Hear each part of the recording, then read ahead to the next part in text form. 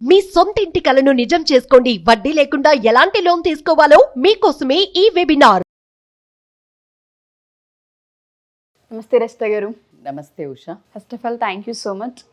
ఆడపడుచు వీడియో, వదినకు సంబంధించిన వీడియో ఎంతమంది కామెంట్స్ పెట్టారు అంటే యూట్యూబే కాకుండా ఫేస్బుక్లో కూడా మనం చూసుకుంటే వీడియో వైరల్ అయిందని చెప్పుకోవచ్చు. చాలామంది ఈ ప్రాబ్లమ్స్ మేము ఫేస్ చేస్తూ ఉన్నాము, మీ వీడియో చూసిన తరువాత మాకు చాలా హ్యాపీ అనిపించింది, సొల్యూషన్ దొరికింది, మా థాట్స్ మారాయి, మేము కొంత మా ఇంటి వాతావరణాన్ని మార్చుకునే ప్రయత్నం చేస్తున్నాం, థ్యాంక్ యూ సో మచ్ అన్నారు. వీడియో చాలామంది ఆడవాళ్ళకి హెల్ప్ అయిందని చెప్పుకోవచ్చు ma'am. I feeling blessed. Thank you so much. Time తీసుకొని మరి అటువంటి వీడియోస్కి అంటే నేను చేస్తాను అని అడగగానే నో చెప్పకుండా చేశారు మీరు ఆ videos. Thank you so much especially. So కొన్ని కామెంట్స్ చూస్తే ఫైనాన్షియల్ గురించి కూడా చాలామంది ఆడవాళ్ళు అడగడం జరిగింది. కమిట్మెంట్ అనేది ఉండాలి కదా భర్తకి ఫైనాన్షియల్లో. ప్రతిసారి చేయి చాపాలి అంటే కష్టంగా ఉంటుంటుంది. దీనిపైన కూడా ఒక వీడియో చేయండి మేడం. అంటే మీ ఎక్స్పీరియన్స్లో కొన్ని కేసెస్ చూసుంటుంటారు కదా, మేము లోపల పెట్టుకొని ఒక ట్రామా కింద అయిపోతుంది, దానివల్ల చాలా మేము కోల్పోతున్నాం, అడ్జస్ట్ అవ్వాల్సి వస్తూ ఉంటుంది. మీ ఎక్స్పీరియన్స్ త్రూ ఏదైనా చెప్పగలరా అని అడిగారు. వండర్ఫుల్ ఎక్స్పీరియన్స్ చెప్తాం. నేను కాలేజ్ డేస్ అప్పటి నుంచి అమ్మ నాన్న వాళ్ళు ఎట్లా ఉంటుంది మనకు అడగకముందే నేను ఎప్పుడు చెప్తుంటాను, అమ్మాయికి పెళ్ళి కాకముందు ప్రిన్సెస్, పెళ్ళిన తర్వాత రాణి, క్వీన్ అనేది ఒక పదాలు అవి. సో ప్రిన్సెస్ అని అంటే ఎట్లా అంటే చాలా ఇంత హై లెవెల్ అని చెప్పను, కానీ ఉన్న దాంట్లో అడగక ముందుకే నాకు ఒకటి అడిగితే రెండు అడిగితే మూడు అన్నట్టు, అలా ఉన్న దాంట్లో సంతృప్తిగా నాన్నను ఒక రింగ్ అడిగితే ఒక చైన్ కొనియటం. అంటే మా అమ్మ ఇంట్లో ఉంటే నేను నాన్న వెళ్ళి అలా అలవకగా ఒక చైన్ కొనుక్కొని వచ్చేది. అంటే నేను 10th పాస్ అయినా 7 అలా నాన్న చైన్ అంటే it was such a beautiful bond. అంటే నేను అడగాల్సిన అవసరం లేదు. అలా నిజంగా కూడా నేనైతే బ్లెస్డ్. మా అమ్మ నాన్న నేను వాళ్ళ కడుపులో పుట్టినందుకు నేను ఎప్పుడు బ్లెస్డ్గా ఫీల్ అవుతాను. సో ఆ చిన్నవే కానీ వాటితో తృప్తి పొందేవాళ్ళం. కట్ చేస్తే నాకు అడగక ముందుకు వచ్చాయి కదా, పెళ్ళైన తర్వాత ఒక స్ట్రెస్ ఉండేది. అంటే నేను ఇప్పుడు అడగాల అంటే అప్పటికి నేను 19 yearsకే మ్యారేజ్ అయింది. So I was not working. ఇమ్మీడియట్గా నా కిడ్స్, 2 ట్విన్స్ అమ్మాయిలు. అడగద్దు, డబ్బులు అడగాలి, ఇది ముందు నుంచి ఉన్నట్టుంది మనకి లోపల స్ట్రాంగ్ ఉమెన్ అనేది. ఆ ఒక్క నేచర్ కోసము I started doing something the other business లాగా చిన్నగా ఏదో ఒకటి చిన్న వాటికి అడగాల్సి రావడం ఉన్నంత దౌర్భాగ్యం ఆడదానికి ఇంకోటి లేదు. అది చాలా వివరించుకుందాము. ఎంత సెన్సిటివ్ టాపిక్, ఎంత హర్ట్ఫుల్ ఉంటుంది అనేది చాలామంది లేడీస్ కనెక్ట్ అవుతారు. నేను నా సర్కిల్లో కూడా 50 ఏళ్ళు 40 ఏళ్ళు వదిలేసి 60 ఏళ్ళు వచ్చిన వాళ్ళు కూడా చేతులు ఒక్క పైసా ఉంచడు, రూపాయి కూడా అడుక్కోవాలి అనే నేను రిలేషన్స్ను విన్నాను. So coming to the point, బేసికల్గా financial commitment towards a wife అనే మాట్లాడుకుందాం. ఒక ఆడదానికి ఒక భర్త ఇచ్చే భరోసా ఏంటి ఫినాన్షియల్లీ? బికాజ్ ఇద్దరు కలిసి నిలబెడితేనే ఆ జీవితం వెళ్తుంది. బడ్జెటింగ్ కానీ, ఎక్స్పెన్సెస్ ఎట్లా ప్లాన్ చేసుకోవాలని కానీ, వాళ్ళకు ఉన్న దాంట్లో ఎట్లా సరిదిద్దుకోవాలని కానీ ఇద్దరు కలిసి ఇంటికి చెయ్యటం అనేది వేరు. It is a must. Wife should play more important role. ఎందుకు అంటే భర్త ఇచ్చిన పైసల్ని కూడా దాచి సేవ్ చేసి మళ్ళీ భర్తకు అవసరం ఉన్నప్పుడు ఇచ్చిన వాళ్ళు ఎంతమందో ఉంటారు ఉషా. అంటే పోపిత్తుల డబ్బాల్లో చీరల కింద దాచుకుని మళ్ళీ కష్టం వచ్చినప్పుడు ఇచ్చేవాళ్ళు కూడా ఉండుంటారు. సో అలాంటివి పక్కన పెడితే కొంతమంది మనకి మీరు అన్నట్టు కమెంట్స్, కొంతమంది డిస్కషన్లు, కొంతమంది నేను పరిచయంగా నాకు మాట్లాడిన వాళ్ళల్లో డబ్బులు అంటే చేతికి ఒక నయా పైసా ఇవ్వరంట. పైగా లెక్కలకి ఇప్పుడు గ్రాసరీకో లేకపోతే ఇంటికో 10-15 వేలు ఇచ్చారనుకో, 20 వేలు ఇచ్చారనుకో, ఇంకా దేనికో అడిగారనుకో, ఉన్నాయి కదా, అదేదో సినిమాలో ఉంటుంది, అదేది అంటే అదే ఇది అంటాడు చూడు, అలా ఉంటుంది.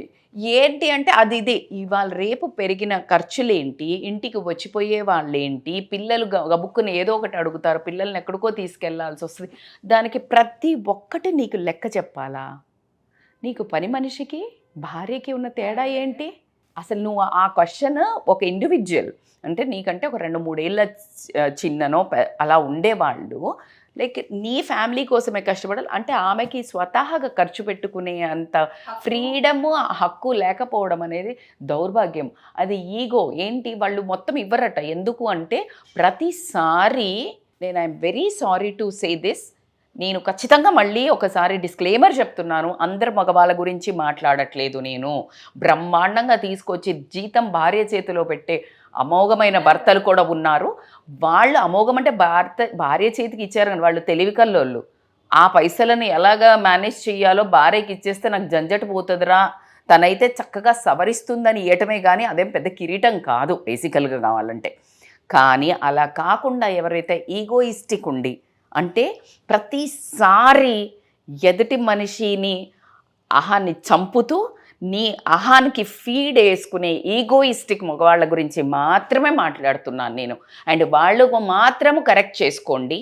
ఎవరైతే ఆ బారిన పడుతున్నారో వాళ్ళకు మాత్రం కన్నీటి ఓదార్పుగా మాత్రం ఉండడానికి ఖచ్చితంగా ఆస్కారం ఉంది. అయితే ఎలా ఉంటుందంటే ఉషా, ఇప్పుడు ఫర్ ఎగ్జాంపుల్ బయటికి వెళ్దాము అన్నారనుకోండి, వాళ్ళు గమ్మున వెళ్ళిపోతుంటారు. అంటే వీళ్ళ దగ్గర డబ్బులు ఉన్నాయా లేదా, ఎవరితో వెళ్తున్నారు, ఏం కావాలి అని అడగాలి ఇవే అని ఆలోచించడం అనేదే పైశాచికతం. అది ఆబ్వియస్లీ వెళ్తుంటే నీ దగ్గర ఉన్నాయారా ఇన్ని తీసుకో. నాకు తెలిసిన రీసెంట్ ఒక జంటను చూశాను నేను. అంటే నేను ఈ మధ్య మరీ నేను పేర్లు చెప్పేస్తుంటే మా చుట్టాల్లో జరిగేవి కానీ నా చుట్టుపక్కల జరిగే అన్నీ నాకు వచ్చేస్తాయి. నేను రియల్గా మాట్లాడతాను కాబట్టి వచ్చేస్తాయి. But I will take this. Wife కొత్తగా పెళ్ళయింది ఇద్దరికి. ఆ అబ్బాయి ఎవరైతే ఉన్నాడో అసలు నిజంగా అసలు అలాంటి మగపిల్లలకి నేనైతే సెల్యూట్ చేస్తున్నాను. భార్య మమ్మీ వాళ్ళ ఇంట్లో ఉంటే అవసరం పడుతుందని జీపే లేకపోతే వేరే నెంబర్ ఉన్న జీపే ఫోన్ కోడ్ ఇచ్చేసి ఒక కార్డులో డబ్బులు ఇచ్చేసి వాడుకో అంటే మీ అమ్మను కూడా అడక్కు. ఏం కావాలా? ప్రపంచంలో ఇలాంటి భర్త దొరకటం ఇంపార్టెంటా, కోట్లు లేకపోతే మహేష్ బాబు లాగా అందగాళ్ళు కావటం ఇంపార్టెంటా? గుణం ఇంపార్టెంట్. అంటే భార్యని ఇక్కడ నుంచో పెట్టుకున్నాడు. ఎగ్జాక్ట్లీ. అప్పుడు భర్త ఆటోమేటిక్గా ఎలివేటెడే. అప్పుడు నీ అహం అక్కడ ఉంటుంది. భార్యను సెల్ఫ్ రెస్పెక్ట్ కాపాడిన వాళ్ళ ఈగో అది ఎక్కడో యాటిట్యూడ్ ఉన్నట్టు. అవునా కాదా? నువ్వు ఎక్కడో ఏంటి పిచ్చుకు మీద బ్రహ్మాస్త్రం లాగా నువ్వు ఆ భార్య ముందు నువ్వు అడిగిపించుకోవాలి. నీకు ప్రతిసారి మొన్నే ఇచ్చాగా. వేరే వర్గం ఉంటుంది పైశాచికంగా ఖర్చు పెడుతూ ఇంట్లో సామాన్లకి అయ్యి లేకుండా ఊరికే భర్త సంపాదనకు మించి ఖర్చు పెట్టే వాళ్ళ గురించి నేను మాట్లాడట్లేదు. వాళ్ళని ప్యాంపర్ చేయమని నేను చెప్పట్లేదు. ఎవరైతే చాలా మంచిగా వాళ్ళ ఇల్లు సర్దుకుంటూ మంచి నార్మల్ లైఫ్లో జీవించే వాళ్ళని కూడా పైసా కూడా చేతిలో పెట్టకుండా, అంటే నేనున్నాక ఇప్పుడు ఎక్కడైనా టూర్ వెళ్తారు, ఏమండి ఇది కొనుక్కోవాలి, ఏమండి యాపిల్ కొనుక్కోవాలి అంటే ఆయనే వచ్చి బిల్లు ఇవ్వాలి. ఆ పక్కన ఇంకో లేడీ ఉంటుంది, ఆవిడే తీసుకడుతుంటుంది. ఈమె పరిస్థితి ఏంటి? ఆ ఫీలింగ్ ఏంటి? అది ఇప్పుడు నేను చెప్పినా ఎవరు చెప్పినా అది అర్థం కాని ఫీలింగ్. ఎవరికి వాళ్ళు అనుభవించిన వాళ్లకు వచ్చే పెయిన్ మాత్రమే వాళ్ళ కన్నీళ్ళల్లో వాళ్ళకి ఇప్పుడు ఈ వీడియో చూస్తుంటే ఒకవేళ వాళ్ళ అండర్గో అవుతుంటే వాళ్ళ కన్నీళ్ళు మాత్రం రావడం ఖచ్చితంగా జరుగుతుంది. ఎందుకంటే ప్రతి ఒక్కసారి ఒక రూపాయి అడగాలి ఒక మనిషిని అన్నప్పుడు ఆడవాళ్ళకి అంత ఈజీ కాదండి. అనుకుంటాం కానీ మనము ప్రతిసారి అడగాలి అంటే అవమానం కింద ఫీల్ అవుతారు. అది భర్త అయినా సరే.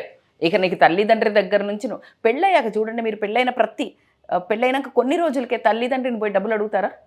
నాన్నవాడు కట్టుకొని వచ్చాడు, నన్ను ఏల్తాడు, నేను ఏమనుకుంటే అది చెయ్యొచ్చు అని పెళ్లి చేసుకుంటుంది. ఇక్కడికి రాగానే హాస్టల్ వార్డెన్ మాదిరి నీకు ప్రతిదీ అకౌంట్ చెప్పి ప్రతి దగ్గరికి వెళ్ళేటప్పుడు అకౌంట్లు చెప్పి దానికంటే మా అమ్మ నాన్నదే బెటరు అనిపించే పరిస్థితి మాత్రం తీసుకొస్తున్నారు.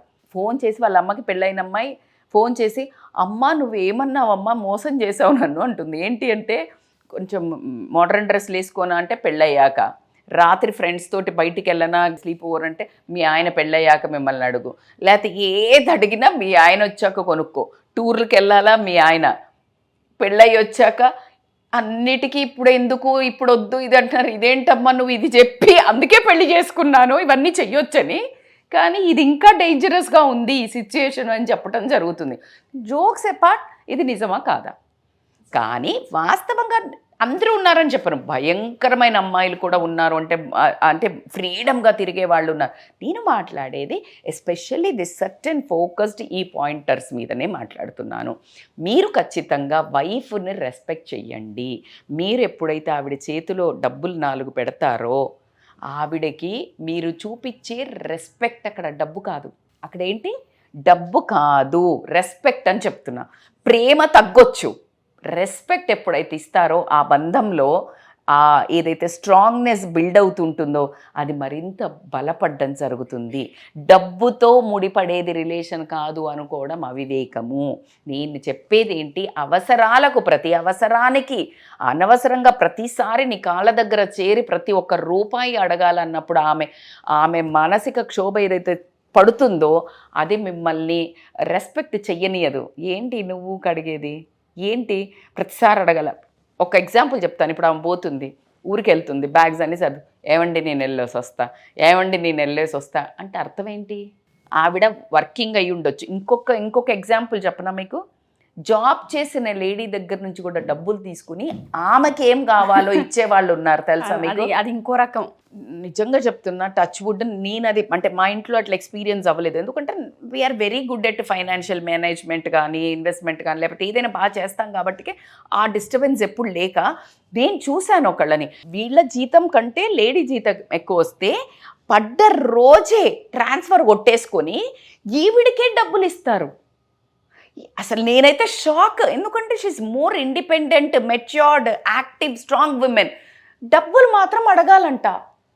ఇది ఎక్కడ అంటే నేను రెచ్చగొట్టడానికి మాట్లాడలేదు, ఎందుకు అని అడుగుతున్నా. నేను అడుగుతున్నా, నువ్వు ఎందుకు ఇవ్వాలి? Dominating nature. ఇద్దరిది ఒక దగ్గర పెట్టండి, ఇద్దరు ఖర్చు పెట్టుకోండి, ఎవరి దగ్గర ఒక్కర్లేదు, ఇద్దరు ఒక లాకర్లో పెట్టుకోండి, everybody use according to your own comforts. కానీ నువ్వు పెట్టేసుకొని ఈమె అడగాలి అనే ధ్యాస మళ్ళీ పురుషాహంకారానికి ఒక ఎగ్జాంపులా కాదా?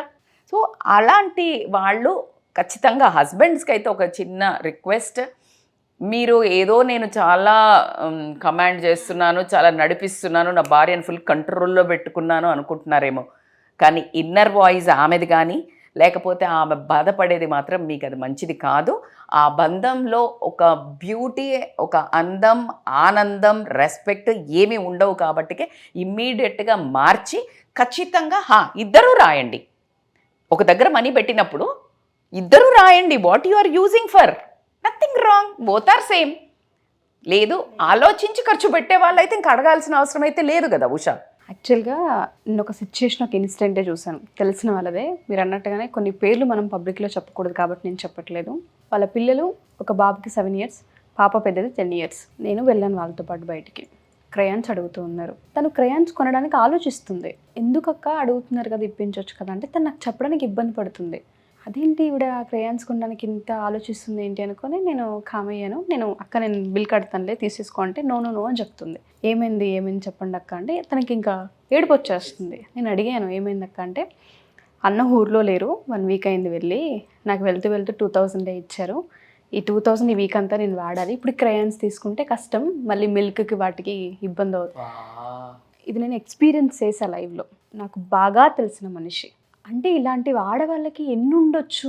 అవును, ఫినాన్షియల్కి సంబంధించి ఒక ఆడది హౌస్ వైఫ్ అయి ఉండి లేచినప్పటి నుంచి పడుకునే వరకు వాళ్ళ అవసరాలు తీరుస్తూ వాళ్ళకి కావాల్సిన సర్ది పెడుతూ ఉంటూ వాళ్ళు ఒక చీర కొనుక్కోవడానికి కూడా 10 సార్లు ఆలోచించి, చీర పక్కన పెట్టరు తల్లి, ఇప్పుడు గ్రోసరీ తెచ్చిచ్చిపోతాడంట హస్బెండే, గ్రోసరీ వేస్తాడు, అన్నీ వేస్తాడు.